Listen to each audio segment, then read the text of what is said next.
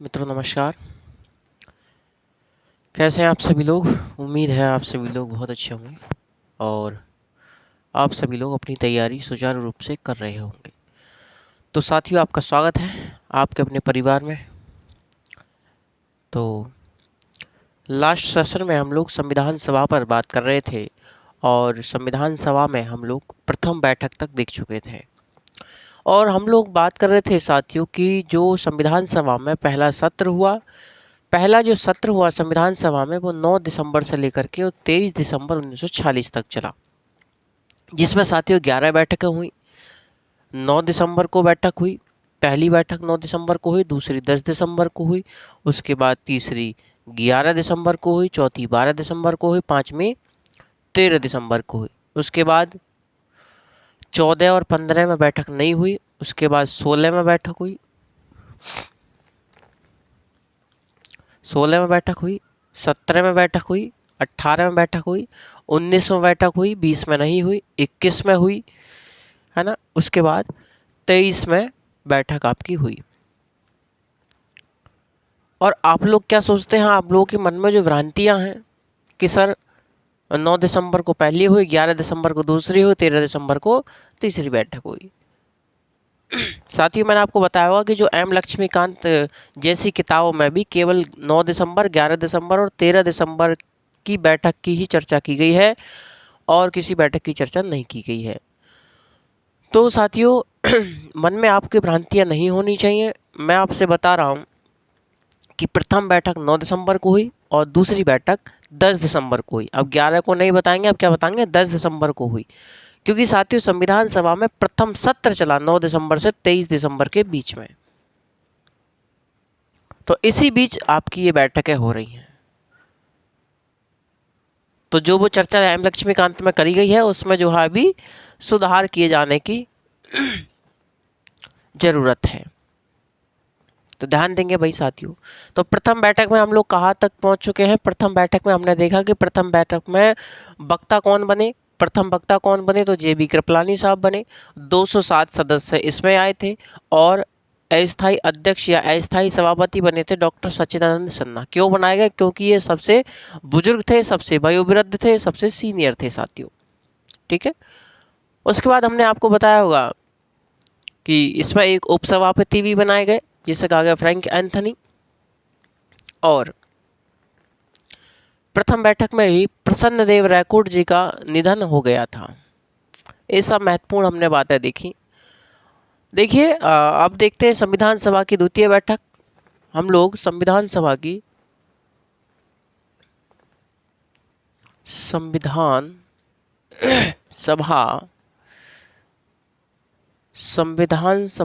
भाई साहब जो हम लोगों ने प्रथम बैठक देखी है ना, जो प्रथम बैठक देखी 9 दिसंबर 1946 को ये बैठक हुई थी।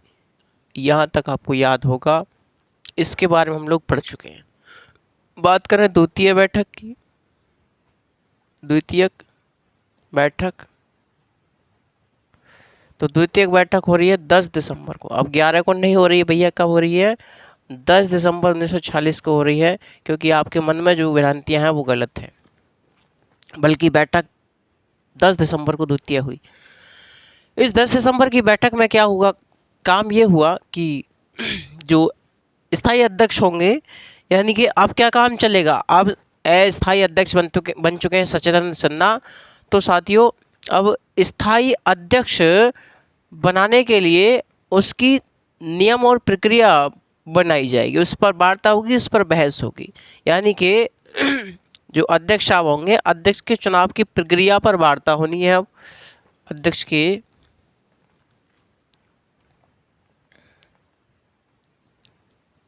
चुनाव, स्थायी अध्यक्ष का चुनाव होगा, उससे संबंधित नियम प्रक्रिया क्या होगी, चुनाव प्रक्रिया पर होनी है वार्ता। ठीक है भाई। बात करें 11 दिसंबर 1940 की बैठक की, तो 10 दिसंबर के बाद क्या आएगी, 11 दिसंबर 1946 आएगी। और 11 दिसंबर 1946 को कौन सी बैठक हो रही है, तृतीय बैठक हुई, तृतीय बैठक आपकी ये हो रही है। इसमें अब जो डॉक्टर राजेंद्र प्रसाद जी हैं, डॉक्टर राजेंद्र प्रसाद को बना दिया गया स्थायी सभापति या स्थायी अध्यक्ष, स्थायी अध्यक्ष। और एस.सी. मुखर्जी साहब को बनाया गया उप सभापति या उपाध्यक्ष। तो तीसरी बैठक जो 11 दिसंबर 1946 को हो रही है, इसमें क्या काम किया जा रहा है कि चुनाव संबंधी प्रक्रिया पर बात हो चुकी है 10 दिसंबर को, और 11 दिसंबर को डॉक्टर राजेंद्र प्रसाद को स्थायी सभापति या स्थायी अध्यक्ष चुन लिया जाएगा। इनको बना दिया गया, चुनाव हुआ और इन्हें निर्विरोध चुना गया, इनके विरोध में कोई भी खड़ा नहीं हुआ, इसलिए इनको निर्विरोध चुना गया। तो डॉक्टर राजेंद्र प्रसाद जी को स्थायी सभापति या स्थायी अध्यक्ष चुना जा चुका है, ये बनाए जा चुके हैं। अब ये तब तक अध्यक्षता करेंगे जब तक संविधान बन करके हमारा लागू नहीं हो जाता, तब तक। बात समझ में आ रही है जी। एस.सी. मुखर्जी साहब को उपसभापति या फिर इनको उपाध्यक्ष बनाया गया तीसरी बैठक में। चौथी बैठक हुई 12 दिसंबर को, 12 दिसंबर 1946 को। तो 12 दिसंबर 1946 को कौन सी बैठक हो रही है, चौथी बैठक हो रही है, चौथी बैठक। और जो चौथी बैठक है,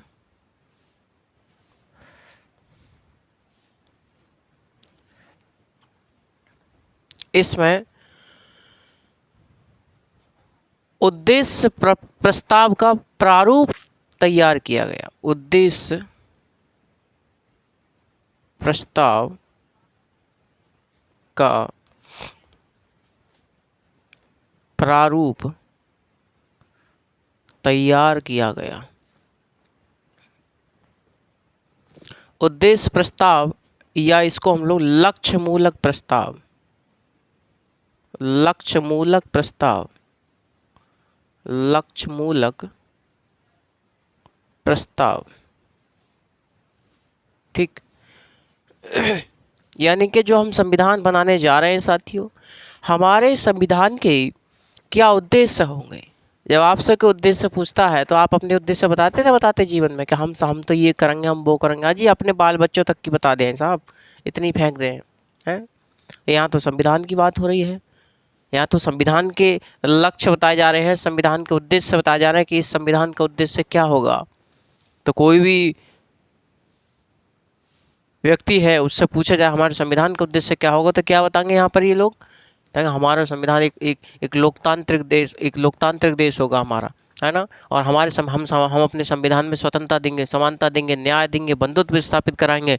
तो अच्छी बातें ही आपको देखने को मिलेंगी। तो यही जो उद्देश्य प्रस्ताव है, जो लक्ष्य मूलक प्रस्ताव है, इसका प्रारूप तैयार किया गया 12 दिसंबर 1946 को। अगली तारीख जो आई 13 दिसंबर की, 13 दिसंबर 1946, ये इम्पोर्टेंट है आप लोगों के लिए। 13 दिसंबर 1946 को कौन सी बैठक है, तो 5वीं बैठक आपको देखने को मिल रही है।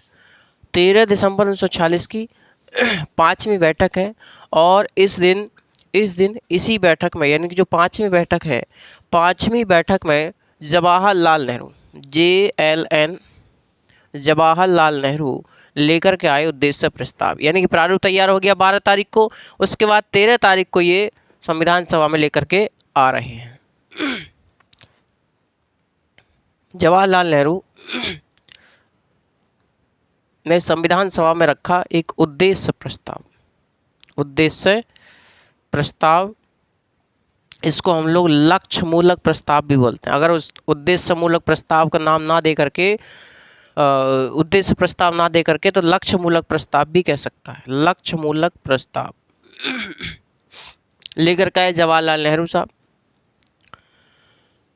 कि आपका क्या उद्देश्य होगा। मैंने आपको बता दिया कि हमारे संविधान का ये उद्देश्य होगा भैया, है ना। हम अपने देश को ऐसा बनाना चाहते हैं, ऐसा गौरवमय देश बनाना चाहते हैं। तो ये जो उद्देश्य प्रस्ताव जवाहरलाल नेहरू लेकर के आए हैं, इस उद्देश्य प्रस्ताव को संविधान सभा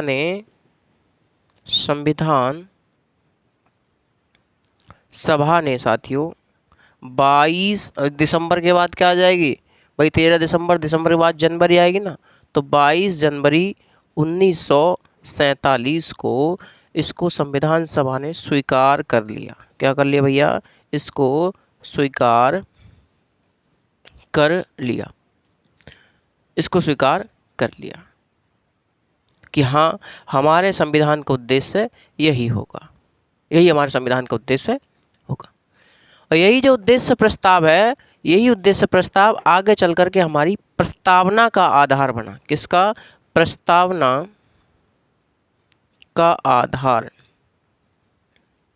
प्रस्तावना का आधार बना, बेस ऑफ द प्रीएम्बल बना। आपसे पूछे कि प्रस्तावना का आधार क्या है, बेस क्या है प्रस्तावना का, तो वही उद्देश्य प्रस्ताव जो जवाहरलाल नेहरू 13 दिसंबर 1946 को संविधान सभा में लेकर के आए थे। बात क्लियर है यहाँ तक? एक बार क्वेश्चन पूछा साथियों कि जवाहरलाल नेहरू द्वारा संविधान सभा में उद्देश्य प्रस्ताव पेश किया गया, उसमें तिथि नहीं दे रखी थी, उसमें जो डेट है वो 13 दिसंबर 1946 की नहीं थी, बल्कि बैठक का नाम दे रखा था। किस बैठक में वो पेश किया गया? प्रथम बैठक, द्वितीय बैठक, तृतीय बैठक, चतुर्थ बैठक, पंचम बैठक, इस प्रकार से बैठकें दे रखी थी, इस प्रकार से बैठकें दे रखी थी। द्वितीय बैठक दे दी, मान के चलो द्वितीय बैठक दे दी, तृतीय बैठक दे दी, चतुर्थ बैठक दे दी, पंचम बैठक दे दी। कौन सी बैठक में? तो पांचवी बैठक में। 13 दिसंबर 1946 को कौन सी बैठक है? पांचवी बैठक है। पांचवी बैठक में जवाहरलाल नेहरू साहब लेकर के आए उद्देश्य प्रस्ताव, और तिथि कौन सी है? तिथि है 13 दिसंबर 1946 की। और इसी को आगे चल कर के संविधान सभा ने स्वीकार कर लिया, और यही आगे चल कर के क्या बना? प्रस्तावना का आधार बना, बेस ऑफ द प्रीएम्बल बना। ठीक है, तो अब आपसे कोई पूछे कि संविधान जो प्रस्तावना है संविधान की, उसका बेस क्या है, उसका आधार क्या है, तो आप क्या जवाब देंगे कि भैया उद्देश्य प्रस्ताव है जो जवाहरलाल नेहरू साहब 13 दिसंबर 1946 की बैठक में लेकर के आए थे। यहाँ तक बात क्लियर है? अरे हाँ या ना? तो साथियों मैं आपको बताना चाहता हूँ, देखिए ये जो बैठकें चल रही हैं संविधान सभा की, इन बैठकों में प्रत्येक बैठक में, भाई पहली बैठक में कितने सदस्य आए थे? तो पहली बैठक में 207 सदस्य आए थे, 207 सदस्य आए थे, है ना।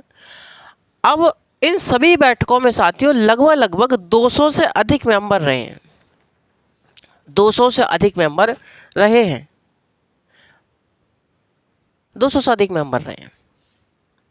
अब एक बात बताइए, ये 200 प्लस सदस्य, मैं कह रहा हूं कि प्रत्येक संविधान सभा की प्रत्येक बैठक में मौजूद रहे हैं। अब ये 200 प्लस सदस्य किसी भी मुद्दे पर, किसी भी बिंदु पर क्या ये लोग निष्कर्ष निकाल पाएंगे? ये निष्कर्ष निकाल पाएंगे? आप ही सोचिए। 4 इधर से बोलेंगे, 4 इधर से बोलेंगे, 4 इधर से बोलेंगे, हो सकता है पहुंच जाएं निर्णय तक, निष्कर्ष तक, लेकिन समय ज़्यादा लगेगा, समय बहुत लगेगा। इसके 2 तरीका हो सकते हैं साथियों। एक पहला तो तरीका ये हो सकता है कि भैया मैं एक टॉपिक इन 200 सदस्य को दे दूं, मैं एक टॉपिक इन 200 सदस्य को दे दूं, और मैं इनसे कहूं कि ये लीजिए, आप लोग इस पर क्या कीजिए, वार्ता कीजिए, इस पर बहस कीजिए, और मुझे निष्कर्ष निकाल कर, निर्णय निकाल करके दीजिए कि मुझे क्या करना है। दूसरा मैं ये करूं कि जो 200 सदस्य हैं, ये जो 200 सदस्य हैं, इनको मैं 20 ग्रुप में बांट दूं, 10-10 के 20 ग्रुप में बांट दूं, 10-10 के 20 ग्रुप में बांट दूं, और 20 ग्रुप के ताई अलग अलग मैं उनको अलग अलग टॉपिक दे दूं, अलग अलग टॉपिक दे दो कि ये लीजिए आप लोगों के लिए 20 टॉपिक हैं, 20 मैंने ग्रुप बना दिए और कहा कि ये 20 टॉपिक हैं और इन 20 टॉपिक पर आप लोग अपना निर्णय दीजिए, इस पर विचार विमर्श करके अपना निर्णय दीजिए क्या करना है। तो पहली वाली कंडीशन सही थी या दूसरी वाली कंडीशन ठीक है? 200 के 200 को दे दें या फिर ग्रुप के हिसाब से काम दे दें, या फिर ग्रुप के हिसाब से काम दे दें? तो कि सर जी दूसरी वाली कंडीशन ठीक है, क्योंकि दूसरी वाली कंडीशन में निर्णय जल्दी आने की संभावना है, निर्णय जल्दी आने की संभावना है दूसरी वाली कंडीशन में,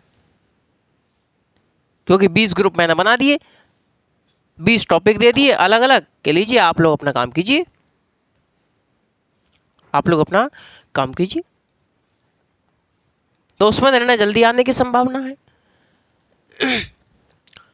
तो संविधान सभा ने भी साथियों यही काम किया, संविधान सभा ने भी यही काम किया, अपने आप को कुछ ग्रुप में बांट लिया, कुछ ग्रुपों में बांट लिया, और ये जो ग्रुप थे संविधान सभा जो ग्रुप में बटी, जो समूहों में बटी, यही ग्रुप यही समूह संविधान सभा की समितियां कहलाए। क्या कहलाए साथियों?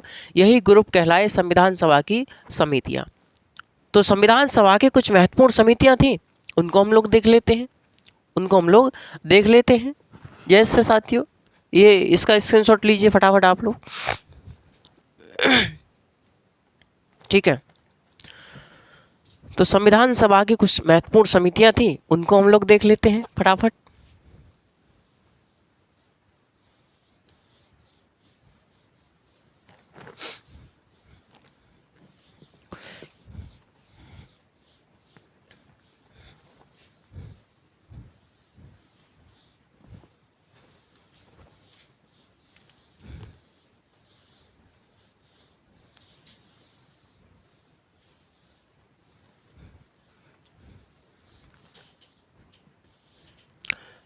चलिए,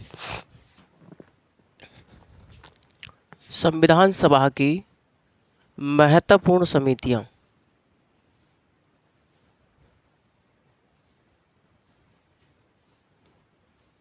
महत्वपूर्ण समितियां। देखिए साथियों मैं आपको बता दूं कि आज जो अपना ये टॉपिक चल रहा है संविधान सभा का, ये बिल्कुल समाप्त हो जाएगा। कल से हम लोग एक नया फ्रेश टॉपिक लेकर के आएंगे, जिसे कहा जाएगा विदेशी स्रोत, संविधान के विदेशी स्रोत, हमारे संविधान के विदेशी स्रोत, या फिर भारतीय संविधान पर अन्य संविधानों का प्रभाव।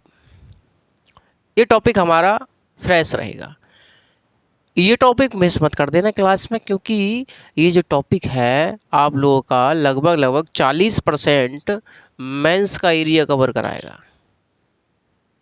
बात समझ में आ रही है? आपको प्री के भी क्वेश्चन देखने को मिलेंगे, यहाँ से आपके मेंस के भी क्वेश्चन आपको देखने के लिए मिलेंगे। तो आप लोग निश्चिंत होकर के डेली वेज क्लास में आइए और नोट्स बनाइए, बार बार रिवीजन कीजिए, क्योंकि जो नया टॉपिक होता है नए टॉपिक को समझने में आपको बुद्धि का इस्तेमाल करना पड़ेगा। जो पुराना चल रहा है उसको आप लोग रट लेते हो, मैं कह रहा हूँ रटना नहीं है, और रटने लायक छोड़ूंगा ही नहीं, मैं रटने लायक छोड़ूंगा ही नहीं। तो चलिए भाई, तो संविधान सभा ने अपने आप को ग्रुप में कुछ समूहों में बांटा, और यही ग्रुप कहलाए संविधान सभा की समितियां। तो संविधान सभा की कुछ महत्वपूर्ण समितियां थीं, उन पर हम लोग एक बार देख लेते हैं, जो बार बार पेपर में पूछी जाती हैं, या तो सुमेलित करने के लिए पूछ ली जाती हैं, या फिर डायरेक्ट किसी का नाम पूछ दिया जाता है कि इसके अध्यक्ष कौन थे। ठीक है भाई, तो ऐसे कुछ क्वेश्चन पूछ लिए जाते हैं यहाँ पर। तो देखते हैं सबसे पहले जो एक है संघ संविधान समिति, संघ संविधान समिति या संघ शक्ति समिति, संघ शक्ति समिति, संघ शक्ति समिति। संघ मतलब यूनियन, तो यूनियन लेवल पर, केंद्र लेवल पर जो प्रावधान होंगे उनके लिए बनाई गई संघ शक्ति समिति या संघ संविधान समिति, और इसके अध्यक्ष बनाए गए जवाहरलाल नेहरू साहब। इसके अध्यक्ष बनाए गए,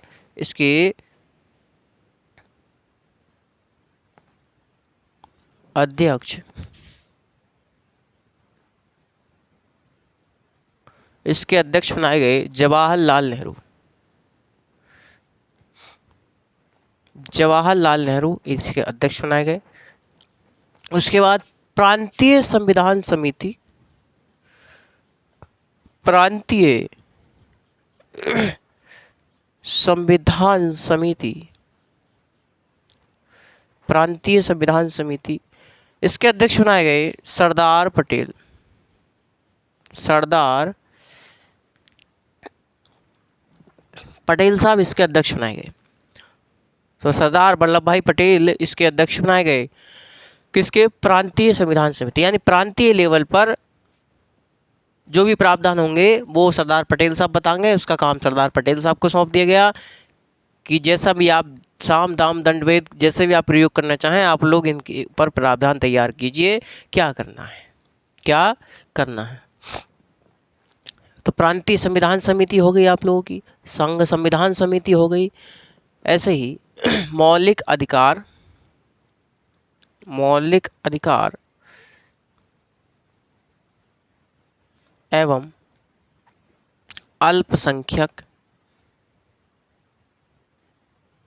समिति, मौलिक अधिकार एवं अल्पसंख्यक समिति, इसके भी अध्यक्ष सरदार पटेल साहब ही बनाए गए। सरदार पटेल ही इसके अध्यक्ष ही बनाए गए। अब ये जो मौलिक अधिकार अल्पसंख्यक समिति है, मौलिक अधिकार एवं अल्पसंख्यक समिति, इसकी एक एक अपनी उप समितियां भी थी। जैसे मौलिक अधिकार, मौलिक अधिकार उप समिति, और अल्पसंख्यक अल्पसंख्यक उप समिति, अल्पसंख्यक उप समिति।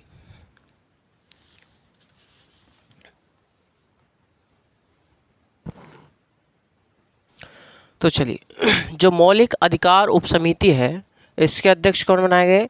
इसके अध्यक्ष बनाए गए जेबी कृपलानी। जेबी कृपलानी, और जेबी कृपलानी कौन है? संविधान सभा में प्रथम वक्ता रह चुके हैं ये। ऐसे ही अल्पसंख्यक उप समिति एच.सी. मुखर्जी, यानी कि संविधान सभा के ये कौन है? ये उपाध्यक्ष हैं, एच.सी. मुखर्जी। अल्पसंख्यक उप समिति हो गई आप लोगों की। उसके बाद आप लोगों की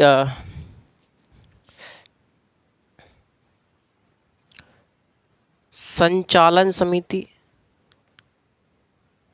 संचालन समिति, इसके अध्यक्ष बनाए गए डॉक्टर राजेंद्र प्रसाद। डॉक्टर राजेंद्र प्रसाद। एक है कार्य संचालन समिति, एक संचालन समिति है, कार्य संचालन समिति। कार्य संचालन समिति,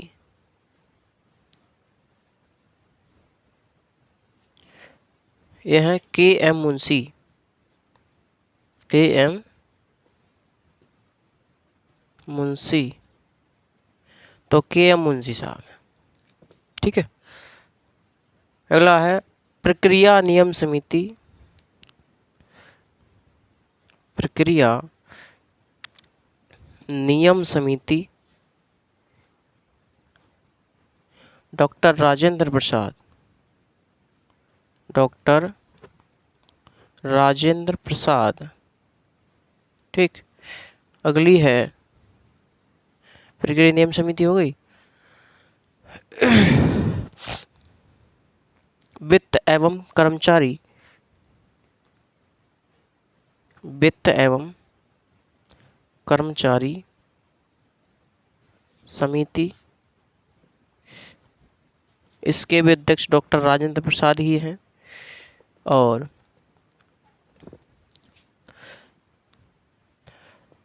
इतनी हो गई। और देख लीजिएगा एक आध। राष्ट्रीय 10 नंबर राष्ट्रीय ध्वज संबंधी तदर्थ समिति, तदर्थ समिति, इसके अध्यक्ष ही कौन है? इसके अध्यक्ष भी डॉक्टर राजेंद्र प्रसाद ही है, डॉक्टर राजेंद्र प्रसाद। सर्वोच्च न्यायालय समिति, सर्वोच्च न्यायालय समिति एस बर्दाचार्यर,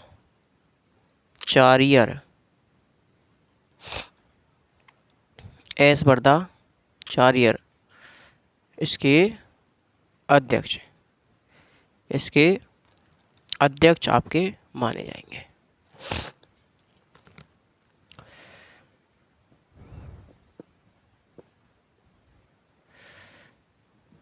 और लिखना चाहें एक आध तो लिख लीजिए। संविधान के कार्यों से संबंधित समिति बनाई गई थी जिसके अध्यक्ष थे जीवी मावलंकर। हालांकि इम्पोर्टेंट नहीं है इतनी, ये जो समितियां हैं बार बार ये पूछी जाती हैं। संघ संविधान समिति पूछी जाती है, प्रांतीय संविधान समिति, मौलिक अधिकार अल्पसंख्यक समिति, मौलिक अधिकार उप समिति, अल्पसंख्यक उप समिति, संचालन समिति और कार्य संचालन समिति, नियम एवं प्रक्रिया समिति, वित्त एवं कर्मचारी स्टाफ समिति, राष्ट्रीय ध्वज संबंधी तदर्थ समिति और सर्वोच्च न्यायालय समिति। अगर ये समितियां आप लोगों ने एक बार एक नज़र में देख ली तो समझ लीजिए समितियों से संबंधित क्वेश्चन आपका नहीं छूटेगा। संघ संविधान समिति के अध्यक्ष होना जवाहरलाल नेहरू साहब हैं। मौलिक अधिकार एवं अल्पसंख्यक समिति सरदार पटेल साहब हैं। प्रांतीय संविधान समिति सरदार पटेल साहब हैं। मौलिक अधिकार उप समिति JV कृपलानी है। अल्पसंख्यक उप समिति SC मुखर्जी साहब हैं। संचालन समिति डॉक्टर राजेंद्र प्रसाद है। कार्य संचालन समिति KM मुंशी साहब हैं और प्रक्रिया नियम समिति डॉक्टर राजेंद्र प्रसाद, वित्त एवं कर्मचारी समिति डॉक्टर राजेंद्र प्रसाद हैं। राष्ट्रीय ध्वज समिति तदर्थ समिति डॉक्टर राजेंद्र प्रसाद हैं। सर्वोच्च न्यायालय समिति एस बर्दाचार्य हैं। समझ में आई कुछ? यहां तक क्लियर है भैया? ठीक है। अब ये जो समितियां थी ये समितियां अपना काम कर रही थी, अपना अपना काम जो इनको सौंपा गया ये अपना अपना काम कर रही थी। उसके बाद साथियों आज़ादी के 14 दिन बाद, ध्यान से सुनना आप, आज़ादी के 14 दिन बाद संविधान सभा की सबसे महत्वपूर्ण समिति बनाई गई जिसे कहा गया प्रारूप समिति, जिसे कहा गया प्रारूप समिति और जिसके अध्यक्ष थे डॉक्टर BR अम्बेडकर। कौन थे? जिसके अध्यक्ष थे डॉक्टर BR अम्बेडकर।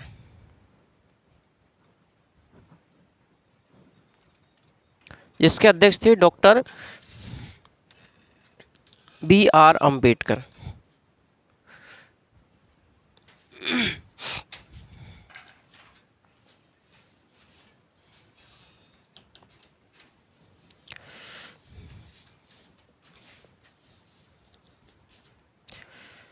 तो चलिए, तो आज़ादी के 14 दिन बाद, मैं कह रहा हूं आज़ादी के 14 दिन बाद, आज़ादी कब मिली? 15 अगस्त 1947 को। और 15 अगस्त 1947 में 14 दिन जोड़ दीजिए 15 तारीख में, कितने हो जाएगी? 29 तारीख हो जाएगी। तो 29 अगस्त 1947 को बनाई गई कौन सी? प्रारूप समिति। कौन सी समिति? प्रारूप समिति। और इसके अध्यक्ष बनाए गए डॉक्टर BR अम्बेडकर। और डॉक्टर BR अम्बेडकर जो इसके अध्यक्ष बनाए गए प्रारूप समिति के, वो बनाए गए अगले दिन, यानी कि 30 अगस्त 1947 को। बात समझ में आई आप लोगों को? मैंने आपको बताया कि संविधान सभा की सबसे महत्वपूर्ण समिति, जिसे प्रारूप समिति बोलें, ड्राफ्ट समिति बोलें, या फिर इसका और भी नाम होता है पांडुलेखन समिति, पांडुलेखन समिति और मसौदा समिति बोले, मसविदा समिति। तो संविधान सभा की सबसे महत्वपूर्ण समिति जिसे मसौदा समिति, ड्राफ्ट समिति, प्रारूप समिति, या एक बार राजस्थान के एग्जाम में पूछ लिया कि पांडुलेखन समिति, तो इसे पांडुलेखन समिति भी कहते हैं। इसे कब बनाया गया? तो 29 अगस्त 1947 को बनाया गया और इसके अध्यक्ष बनाए गए डॉक्टर बी आर अम्बेडकर साहब। और डॉक्टर बी आर अम्बेडकर साहब को इसके अध्यक्ष बनाया गया 30 अगस्त 1947 को, मतलब अगले दिन इसके अध्यक्ष डॉक्टर अम्बेडकर साहब बनाए गए। यहाँ तक बात क्लियर है? मतलब सर जी ये समितियाँ पहले बना ली जा रही हैं और प्रारूप समिति बाद में बनाई जा रही है, मतलब ये है साथियों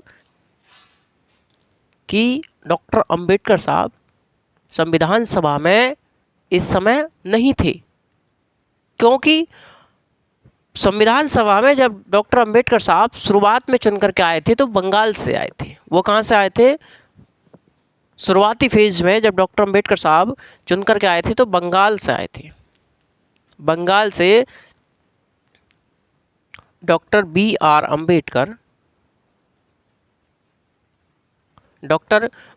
अम्बेडकर शुरुआत में आपके बंगाल सीट से आए थे और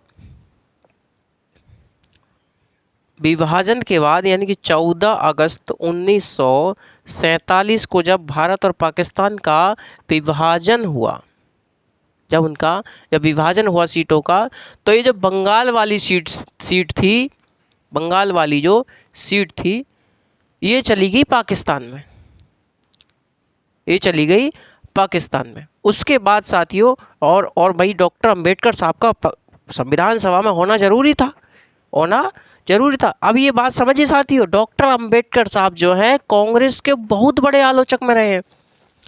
डॉक्टर अंबेडकर साहब कांग्रेस के और गांधी के दोनों के बहुत बड़े आलोचक रहे हैं।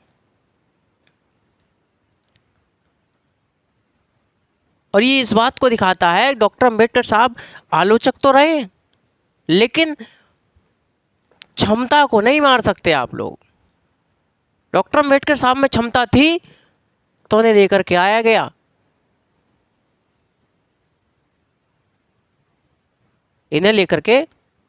दोबारा से। उसके बाद साथी जब 14 अगस्त 1947 को सीटों का विभाजन होने के पश्चात इनकी सीट पाकिस्तान वाले हिस्से में चली गई, तो अब संविधान कौन बनाएगा भैया? अब संविधान का मसौदा कौन तैयार करेगा? अब संविधान कौन बनाएगा? तो डॉक्टर अंबेडकर साहब को पुणे की जो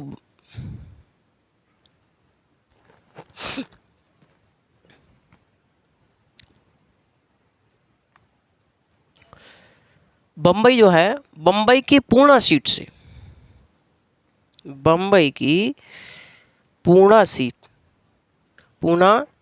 से एक व्यक्ति थे एम.आर.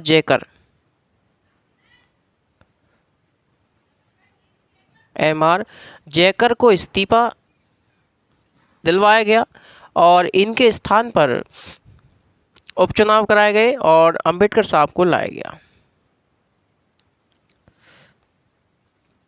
डॉक्टर अंबेडकर साहब को पूर्णा सीट से दोबारा संविधान सभा में लाया गया और उसके बाद बनाई गई प्रारूप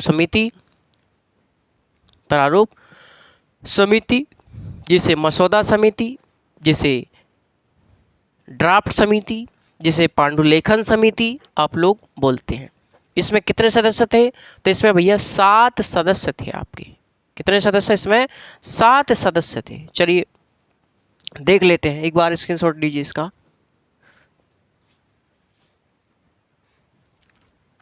स्क्रीनशॉट लीजिए।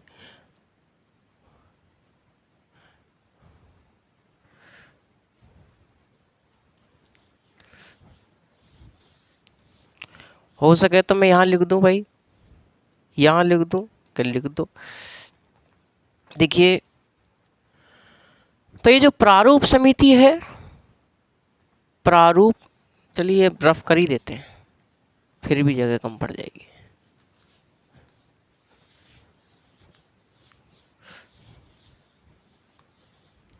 प्रारूप समिति के बारे में थोड़ा सही से समझिएगा। एक क्वेश्चन और बताऊंगा मैं आपको प्रारूप समिति के संबंध में, बहुत बेहतरीन, अब तक किसी एग्जाम में पूछा नहीं गया लेकिन पूछे जाने की संभावना है।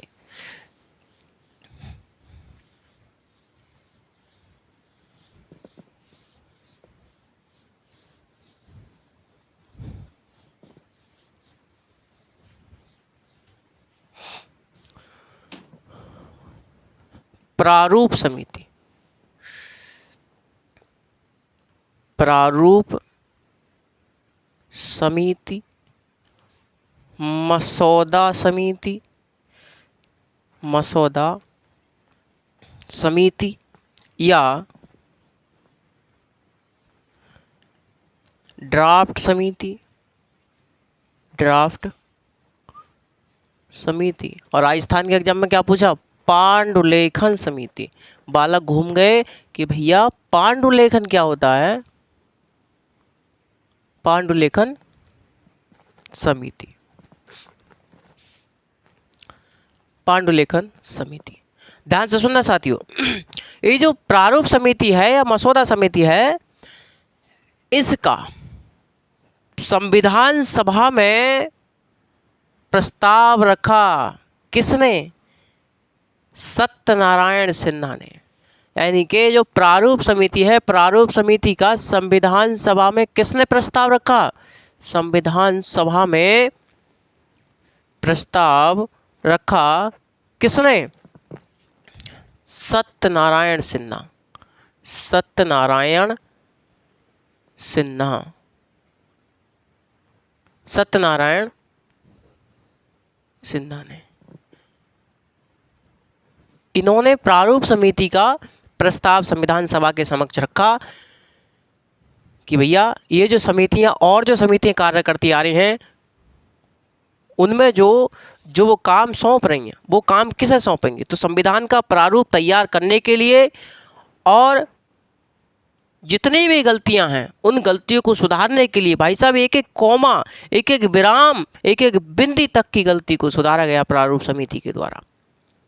तो संविधान का प्रारूप तैयार करने के लिए और अन्य जो समितियां कार्य कर रही हैं उनमें जो त्रुटियां हैं उनको सही करने के लिए एक समिति बनाई जाए, ऐसा इन्होंने कहा, ऐसा इन्होंने कहा सत्यनारायण सिन्हा ने। और उसमें कितने सदस्य रखे जाएं? उसमें 7 सदस्य रखे जाएं। और किन किन का इन्होंने नाम सुझाया वो भी मैं अभी आपको बताऊंगा। तो प्रारूप समिति साथियों, अन्य जितनी भी समितियां काम कर रही हैं उनको, उन समितियों के कार्य में जो त्रुटियां रहीं और उन समितियों ने जो काम किया उनको एक जगह किया और उनमें जो त्रुटियां थी, उनमें जो गलतियां थी, उन गलतियों को सुधारा इस समिति द्वारा और संविधान का एक बहुत ही अच्छा प्रारूप तैयार करके दिया। बहुत ही शानदार हमको संविधान बना करके इस समिति द्वारा दिया गया। और ऐसा संविधान दिया गया साथियों कि इस संविधान की वजह से आज हम दुनिया में प्रसिद्ध हैं। इस संविधान की बदौलत ही मैं यहाँ पढ़ा रहा हूँ और आप लोग पढ़ पा रहे हैं, वरना हमारे देश की व्यवस्थाएं ऐसी रही हैं, किसी एक वर्ग ने 90% आबादी को गुलाम बनाए रखा साथियों। उन गुलामी की बेड़ियों को तोड़ा हमारे इस संविधान ने। तो हमको हम बनाया, आपको आप बनाया इस संविधान ने। आपके व्यक्तित्व का निर्माण किया, आपके पर्सनालिटी डेवलपमेंट किया इस संविधान ने। तो ऐसा एक बार बनाया और ऐसा बनाया कि आप देख लीजिए,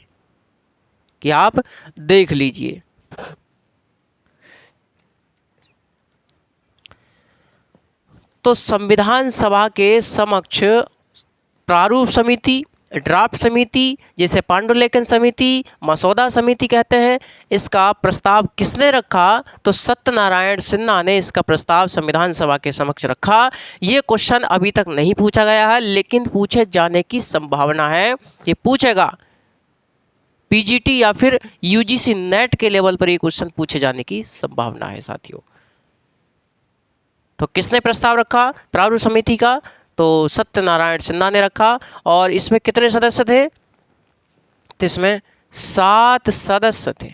7 सदस्य हुआ करते थे, 7 सदस्य। और इसमें डॉक्टर अंबेडकर साहब जो थे, डॉक्टर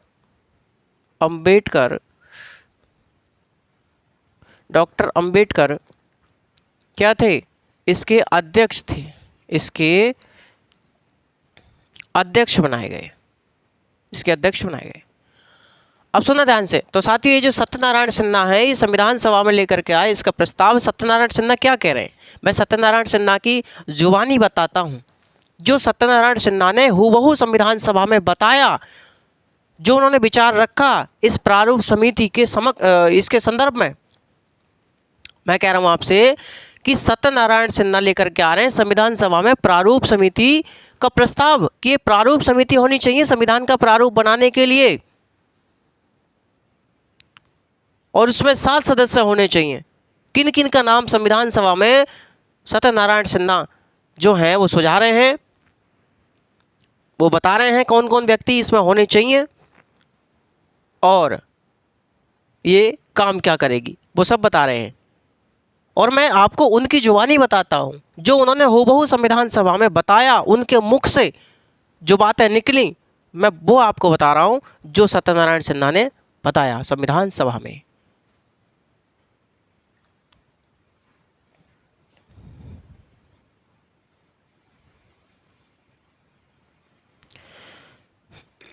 तो साथियों, जो सत्यनारायण सिन्हा है, सत्यनारायण सिन्हा क्या कह रहे हैं?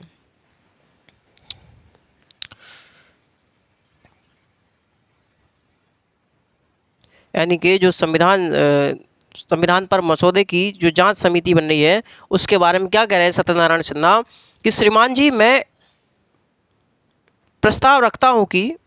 एक प्रस्ताव रखता हूं कि यह परिषद निश्चय करती है कि परिषद के कार्यालय में परिषद में किए गए निर्णयों के आधार पर तैयार किए गए भारत के संविधान के मसौदे की जांच करने तथा उसमें आवश्यक संशोधन का सुझाव रखने के लिए सर्वश्री अल्लादी कृष्ण स्वामी अय्यर, माननीय एन गोपाल स्वामी आयंगर, माननीय doctor BR Ambedkar, KM Munshi, Syed Mohammad Saadulla, sir BL Mitter और DP खेतान की एक समिति नियुक्त की जाए।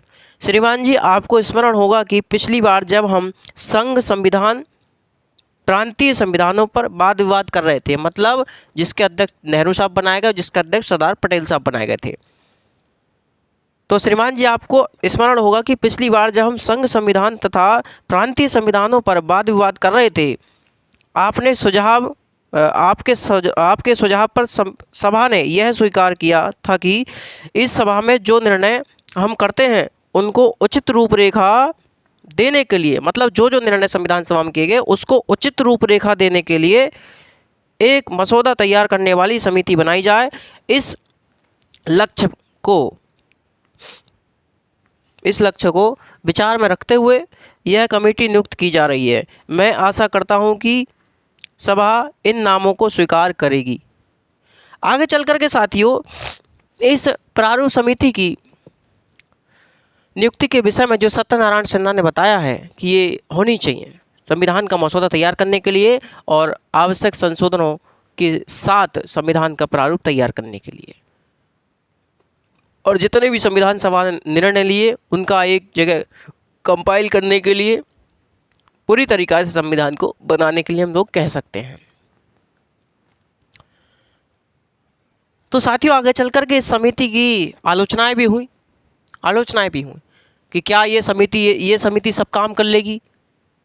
कुछ लोगों ने ये भी कहा कि ये जो समिति प्रारूप समिति बनाई जा रही है, ये जो सब काम कर लेगी, पूरा संविधान यही बना करके दे देगी।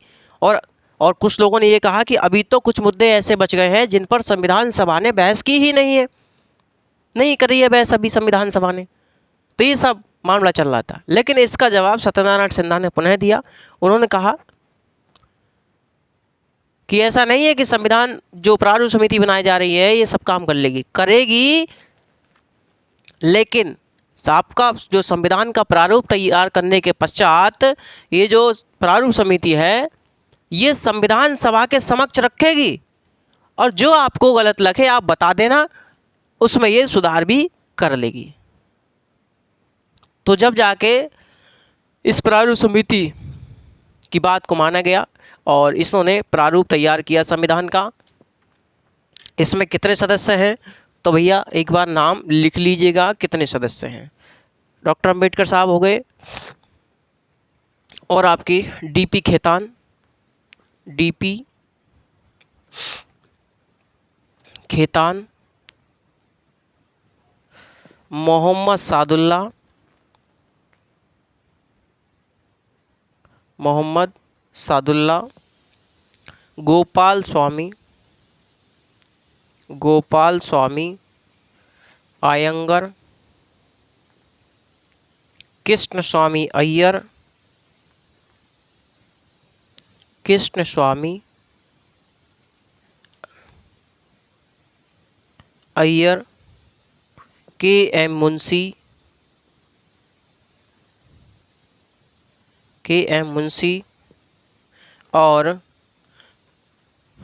के एम मुंशी, बी एल मित्तर, बी एल मित्तर। तो ये इसके सदस्य हैं भैया, ये इसके सदस्य हैं। डॉक्टर अंबेडकर, डीपी खेतान, मोहम्मद सादुल्ला, गोपाल स्वामी अयंगर, कृष्ण स्वामी अय्यर, के एम मुंशी, बी एल मित्तर, ये इसके सदस्य हैं। और डॉक्टर अंबेडकर साहब इस समिति के अध्यक्ष बनाए जा रहे हैं। कब बनाए गए अध्यक्ष? 30 अगस्त 1947 को इसके अध्यक्ष बनाए गए थे। ये जो साथियों डीपी खेतान साहब हैं, डीपी खेतान साहब की 1948 में इनकी मृत्यु हुई और इनकी मृत्यु के पश्चात संविधान सभा में लेकर के आए गए। इनकी मृत्यु के पश्चात संविधान सभा में लेकर के आए टीटी कृष्णमाचारी, टीटी कृष्णमाचारी। तो टीटी कृष्णमाचारी को संविधान सभा की प्रारूप समिति में लाया गया।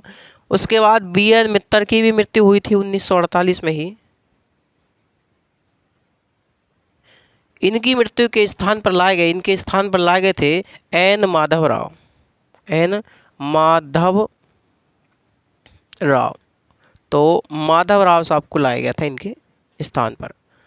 तो डीपी खेतान की जगह टीटी कृष्णमाचारी दे ऑप्शन में, वो भी सही है। और बी एल मित्तर की जगह एन माधवराव दे ऑप्शन में, ये भी सही है। बात समझ में आ रही है? तो ये सबके सब प्रारूप समिति के सदस्य रहे हैं।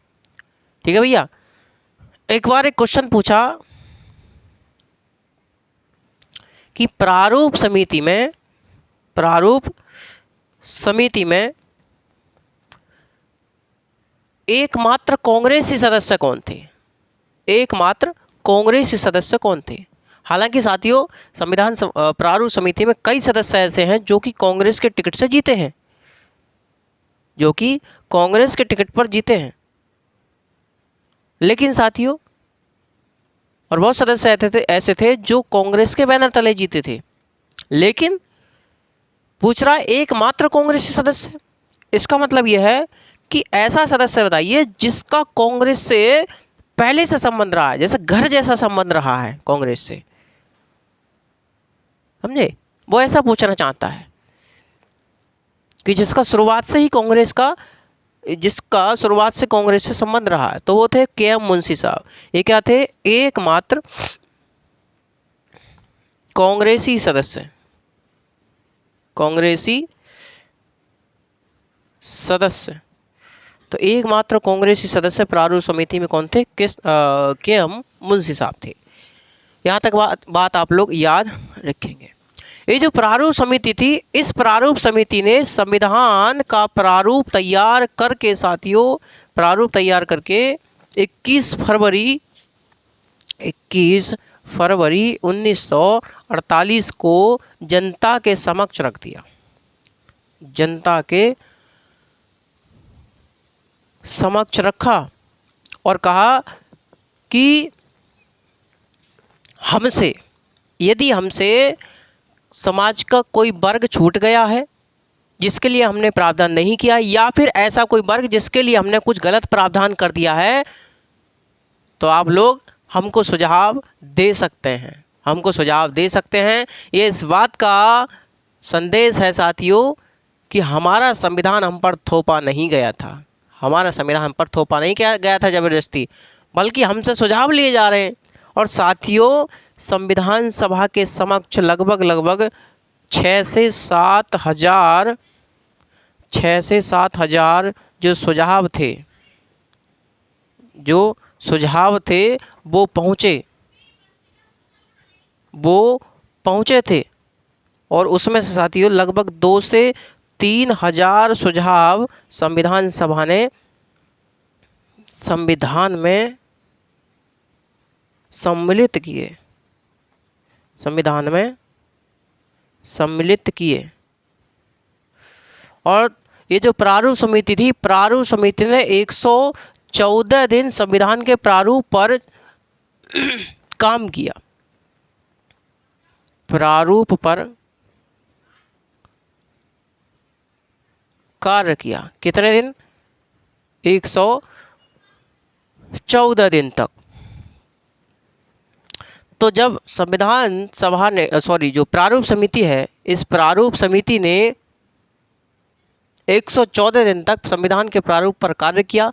और मैं आपको बता दूं, 21 फरवरी 1948 को इन्होंने जनता के समक्ष रख दिया और कहा कि हमको सुझाव दीजिए यदि कोई वर्ग छूट गया है या फिर किसी वर्ग के लिए हमसे कोई गलत प्रावधान हो गया है, तो आप सुझाव दीजिए। लगभग साथियों संविधान सभा के समक्ष, प्रारूप समिति के समक्ष 6 से 7 हज़ार सुझाव पहुँचे, और प्रारूप समिति ने 2 से 3 हज़ार संविधान में ये जो सुझाव पहुँचे थे इनको सम्मिलित भी किया साथियों। आगे चल कर के जब संविधान का प्रारूप तैयार हो चुका है, तो उसके बाद कहाँ जाएगा? अब ये कहाँ जाएगा? ये जाएगा आपका संविधान सभा के समक्ष, और संविधान सभा में अब ये रखा जाएगा, और संविधान सभा इस पर करेगी रीडिंग, संविधान सभा इस पर करेगी वाचन। तो संविधान सभा ने साथियों, संविधान के प्रारूप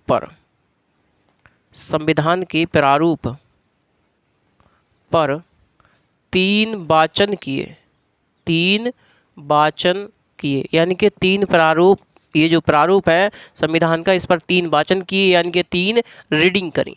पहली जो रीडिंग हुई, जो फर्स्ट रीडिंग हुई, वो हुई 4 नवंबर 1948 से लेकर के 9 नवंबर 1948 तक। जो सेकंड रीडिंग हुई वो हुई 15 नवंबर 1948 से लेकर के और 17 अक्टूबर 1949 तक। और जो आपकी थर्ड रीडिंग हुई वो हुई आपकी 14 नवंबर 1949 से लेकर के और 26 नवंबर 1949 तक। तो संविधान सभा ने ये 3 रीडिंग करी संविधान के प्रारूप पर, 3 वाचन किए। पहला वाचन हुआ 4 नवंबर 1948 से 9 नवंबर 1948 तक, और दूसरा वाचन हुआ 15 नवंबर 1948 से लेकर के और 17 अक्टूबर 1949 तक। थर्ड रीडिंग हुई 14 नवंबर 1949 से लेकर के 26 नवंबर 1949 तक। तो मैं आपसे पूछूं साथियों कि इसमें सबसे बड़ी रीडिंग कौन सी है? सबसे बड़ी रीडिंग कौन सी है? सबसे बड़ा वाचन कौन सा है संविधान सभा का? तो सेकंड वाचन है, यानी कि 15 नवंबर से लेकर के 17 अक्टूबर, लगभग 1 साल चल रही है, और तिथि चल रही है 1948 से 1949 तक। तो ये जो है सबसे बड़ा वाचन है संविधान सभा का। और तीसरी रीडिंग हुई 14 नवंबर से लेकर के 26 नवंबर 1949 तक। और ये जो संविधान सभा का जो 26 नवंबर 1949 की जो तिथि है, 26 नवंबर 1949 की जो तिथि है साथियों, ये जो 26 नवंबर 1949 की जो तिथि है, इस दिन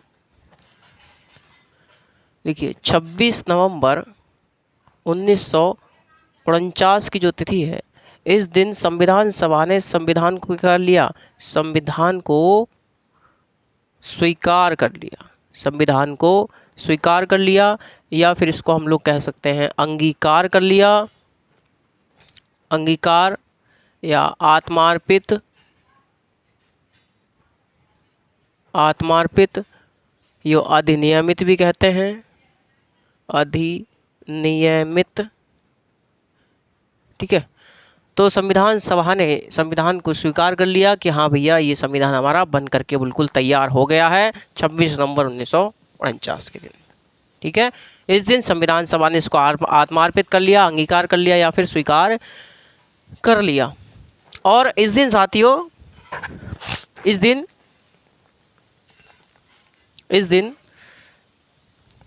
यानी कि 26 नवंबर 1949 के दिन 4 काम किए गए। कितने काम किए गए? 4 काम किए गए। और बात आई लागू करने की, बात आई लागू करने की। तो साथियों इस दिन संविधान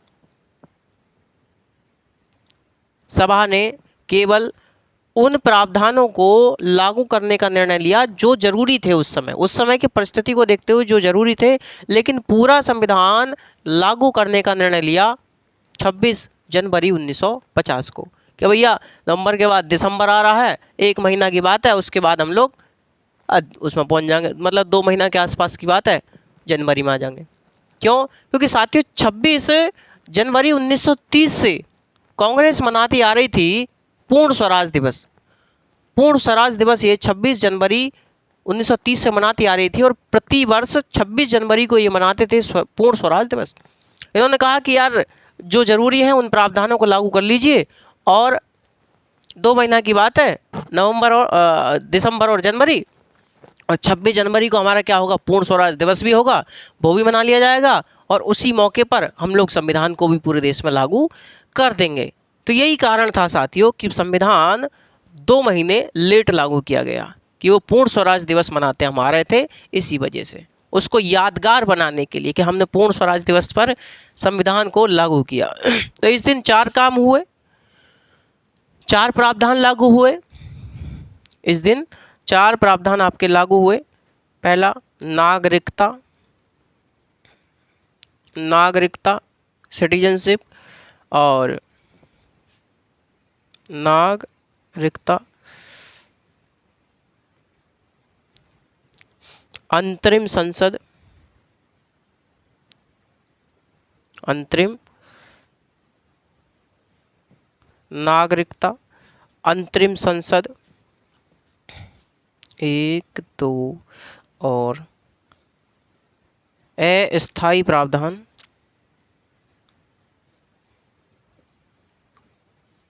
अस्थायी प्रावधान, अस्थायी प्रावधान। नंबर 4 निर्वाचन, निर्वाचन। तो ये 4 काम इस दिन हुए, नागरिकता, अंतरिम संसद या इंतरिम पार्लियामेंट, अस्थायी प्रावधान और निर्वाचन। ये इस दिन 4 प्रावधान लागू किए गए, और लगभग 16 अनुच्छेद थे, 16 अनुच्छेद के साथ 4 प्रावधान लागू किए गए। उसके बाद तिथि आती है साथियों 24 जनवरी 1950 की। 24 जनवरी 1950 की तिथि आती है, और 24 जनवरी 1950 को संविधान सभा की आखिरी बैठक हुई। ये हम लोग आखिरी बैठक को अगर हम लोग आखिरी सत्र मान लें तो 12 सत्र हुए, 12 सत्र हुए। ठीक है भैया, तो 24 जनवरी, अगली तिथि आती है 24 जनवरी, 24 जनवरी 1950। इस दिन क्या हो रहा है, इस दिन भी 4 काम किए गए, इस दिन 4 काम किए गए। इस दिन भी भाई साहब 4 ही काम आपके किए जा रहे हैं। पहली बात, यहाँ पर संविधान सभा की आखिरी बैठक है, ये अंतिम बैठक है और इस दिन 284 सदस्यों ने संविधान पर क्या किए हैं, हस्ताक्षर किए, संविधान पर हस्ताक्षर किए। तो इस दिन कितने काम हुए, इस दिन भी 4 काम हुए। पहला ये भैया संविधान सभा की अंतिम बैठक है, क्या है भैया, ये अंतिम बैठक है। दूसरा काम, जो डॉक्टर राजेंद्र प्रसाद संविधान सभा की अध्यक्षता करते आ रहे हैं, उनको बना दिया जा रहा है, डॉक्टर राजेंद्र प्रसाद को, डॉक्टर राजेंद्र बाबू को क्या बना दिया गया, भारत का फर्स्ट प्रेसिडेंट या राष्ट्रपति, प्रथम राष्ट्रपति बना दिया गया। नंबर 3 काम कौन सा हुआ, यहाँ पर जो राष्ट्रगान है, राष्ट्रगान। नंबर 4 राष्ट्रगीत, राष्ट्रगीत, इन दोनों को इस दिन स्वीकार किया गया, संविधान सभा में स्वीकार किया गया। और साथियों, राष्ट्रगान और राष्ट्रगीत को कब स्वीकार किया जा रहा है, 24 जनवरी 1950 को। यदि आपसे पूछ दे कोई कि राष्ट्रीय ध्वज को कब स्वीकार किया संविधान सभा में, तो 22 जुलाई 1947 को इस दिन क्या किया गया, राष्ट्रीय ध्वज जो अपना तिरंगा है को स्वीकार किया गया। बात यहाँ तक समझ में आ रही है। 24 जनवरी 1950 को संविधान सभा में आखिरी बैठक हुई और संविधान सभा की आखिरी बैठक के साथ ही और भी काम किए गए। डॉक्टर राजेंद्र प्रसाद को भारत का प्रथम राष्ट्रपति बना दिया गया और राष्ट्रगान राष्ट्रगीत को स्वीकार किया गया। राष्ट्रगान और राष्ट्रगीत को यहाँ पर स्वीकार किया गया। ठीक है भैया। अब आगे आती है 26 जनवरी 1950 और अगले 2 दिन बाद ही 26 जनवरी अगले 2 दिन बाद 26 जनवरी, 24 के बाद 25, उसके बाद 26, तो 26 जनवरी 1950 को 26 जनवरी 1950 को 26 जनवरी 26 जनवरी 1950 26 जनवरी 1950 को संविधान क्या कर दिया गया, संविधान लागू कर दिया गया और इस दिन मनाते हैं हम लोग गणतंत्र दिवस हम लोग मनाते हैं।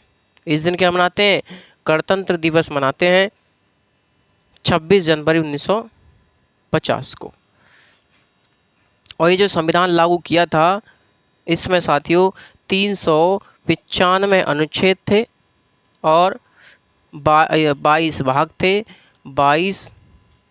भाग थे और 8 अनुसूचियाँ थीं। तो 8 इसमें अनुसूचियाँ थीं, 22 भाग थे और 395 अनुच्छेद।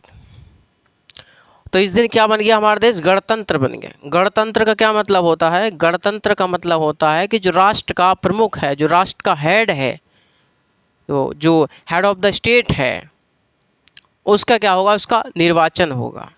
अब वो राजा का बेटा राजा नहीं चलेगा, बल्कि क्या होगा, उसका निर्वाचन होगा। और निर्वाचन प्रत्यक्ष और अप्रत्यक्ष दोनों प्रकार से हो सकता है। जहाँ प्रत्यक्ष होता है वहाँ पर जनता स्वयं भागीदारी करती है, जहाँ अप्रत्यक्ष होता है वहाँ जनता भागीदारी ना करके जनता के द्वारा जो प्रतिनिधि चुने जा रहे हैं वो भागीदारी करते हैं। तो हमारे राष्ट्रपति साहब का चुनाव होता है, लेकिन उसमें जनता भागीदारी नहीं करती है, बल्कि जनता के द्वारा जो प्रतिनिधि चुने जाते हैं वो भागीदारी लेते हैं। इसका मतलब हमारे राष्ट्रपति का चुनाव अप्रत्यक्ष होता है। हाँ जी, राष्ट्रपति का जो चुनाव होता है हमारे यहाँ, जो हम राष्ट्रपति पढ़ाएंगे तब बताएंगे आपको, राष्ट्रपति का चुनाव एकल संक्रमणीय आनुपातिक पद्धति द्वारा अप्रत्यक्ष मतदान होता है। बात समझ में आ रही है।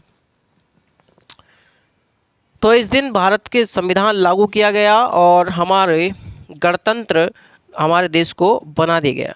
और साथियों हमारी एक अलग पहचान बनी, इस दिन हमारी एक अलग पहचान बनी जिसे कहा गया नागरिक, जिसे कहा गया नागरिक। हम इस दिन नागरिक बने, सभी जाति धर्म मजहब से इतर होकर के हम लोग एक नागरिक बने 26 जनवरी 1950 को, क्योंकि हमारा संविधान हमको एक ही जाति देता है, वो है नागरिकता, वो है नागरिकता। खत्म। तो सभी जाति धर्म मजहब से ऊपर उठ करके हमको एक अलग पहचान मिली इस दिन 26 जनवरी 1950 को, जिसे कहा गया नागरिक। अब मैं पूछता हूँ आप लोगों से, क्या साथियों इस समय हम नागरिक बन पाए हैं? हम नागरिक बन पाए कभी? अरे आज़ाद संविधान लागू होने के 75 साल बाद भी हम लोग नागरिक नहीं बन पाए हैं। हम लोग नागरिक नहीं बन पाए। हमको इन मशरूमों ने बांट दिया।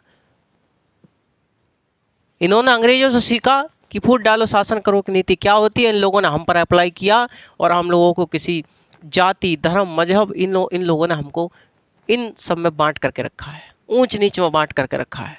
हमको इन लोगों ने नागरिक नहीं बनने दिया गया, नहीं बनने दिया इन लोगों ने नागरिक। किसने? मशरूमों ने।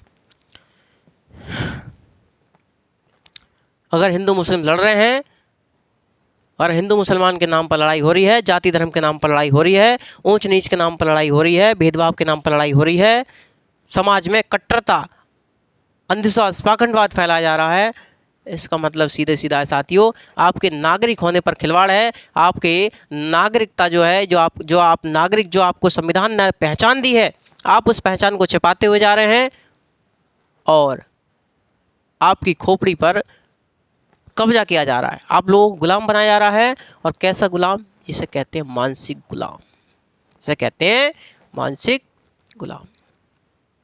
तो साथियों हमारी अलग पहचान है, हमारी अलग पहचान ही होनी चाहिए। हम नागरिक हैं, नागरिक ही रहने चाहिए। और इस दिन सभी को एक समान मान लिया गया, मानव को एक समान माना गया।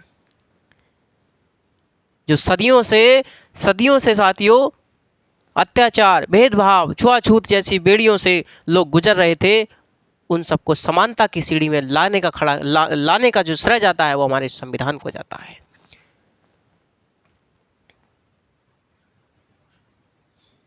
समझ रहे हैं साथियों?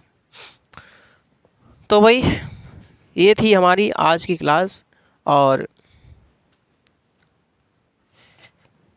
ये संविधान सभा जो टॉपिक है इसे समाप्त मान लीजिए आप लोग यहीं पर, क्योंकि आप लोगों के जो एग्ज़ाम में क्वेश्चन पूछे गए हैं इन्हीं सब से क्वेश्चन पूछे गए हैं, बार बार पूछे जाते रहे हैं।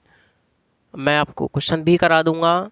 मैं कह रहा हूँ कि यूपीएससी में कैसे क्वेश्चन पूछे गए, पीसीएस में कैसे क्वेश्चन पूछे गए हैं, 8-10 पीसीएस के भी क्वेश्चन हैं, यूपीएससी के भी क्वेश्चन हैं, आपको करा दिए जाएंगे, निश्चिंत रहिए साथी। तो इसी के साथ ही आज की क्लास को हम लोग यहीं समाप्त करते हैं। खुश रहिए, ज़बरदस्त रहिए, मस्त रहिए। नमस्कार, जय हिंद।